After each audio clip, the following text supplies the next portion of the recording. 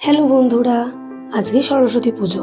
সেই জন্য বাড়ির পুজো সেরে শাড়ি টাড়ি পরে সেজে গুজে একদম রেডি হয়ে পৌঁছে গেছি আমাদের অফিসের পুজোতে।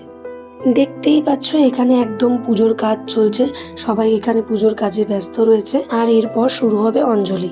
তো আমিও মায়ের কাছে অঞ্জলি দিয়ে মায়ের কাছে নমস্কার জানিয়ে সেখান থেকে একটু সেলফি তুলে আড্ডা টাড্ডা মেরে আমরা বেরিয়ে পড়েছিলাম দুজনে একটু একান্তে সময় কাটাতে। সরস্বতী পুজোটাকে সেলিব্রেট করতে চলে এসেছিলাম একটা রেস্টুরেন্টে। আজ অর্ডার করেছিলাম স্টার্টারের আইটেমের মধ্যে চিকেনের আইটেম আর ফিশের আইটেম, আর তার সাথে নিয়েছিলাম মেন কোর্সের মধ্যে রাইস আর চিকেন, কারণ আমি চাইনিজটা একটু বেশি প্রেফার করি, কারণ ওটাই আমার ফেভারিট ডিশ। খাওয়া দাওয়া করে গল্প গুজব করে বন্ধুদের সাথে আড্ডা মেরে আজকে সরস্বতী পুজোর দিনটা তো বেশ ভালোই কাটলো, মজা করেই কাটলো। তোমরাও কিন্তু জানাতে হলো না সরস্বতী পুজোতে তোমরা কে কী করলে, কোথায় গেলে।